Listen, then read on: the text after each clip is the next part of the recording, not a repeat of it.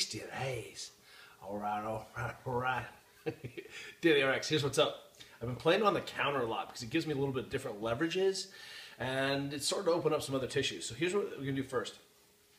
First thing I'm going to do is I'm going to have you work on this hamstring, but with the leg in the straight position. And normally we don't do much of this on the ground because once the other leg comes up, my pelvis tends to dump into a rounded position, right? I have to work hard.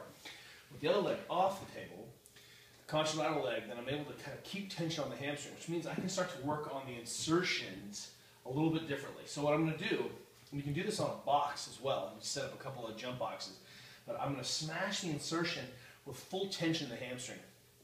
If you sit in this position and slump your upper back, you're going to get this high neural tension. If you drop your head and you get any zingy stuff, that's a pretty good, interesting indicator. So be aware that if you slouch and you start to feel neural tension, that's a problem. And take that out or put a little bend in your leg.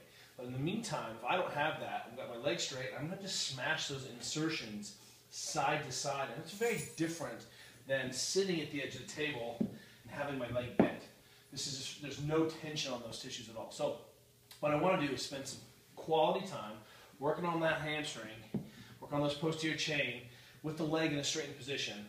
And the counter really gives me access to this, or a couple of high boxes. So work on those corners and see how different it is. That's number one. Number two, and you can do this with a couple of cross balls. Number two, take your whatever ball of choice is, and we're going to get a lot of pressure right behind the knee. And we're going to clean up the hamstrings right at the edge of the table here. And I'm going to smash back and forth.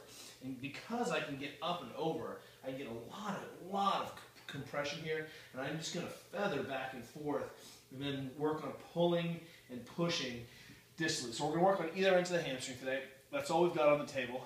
If, as a bonus, you're feeling, you know what, I just feel like I haven't gristled my forearms, then go ahead and de-gristle your forearm as a finisher for any of the kind of the last minute work.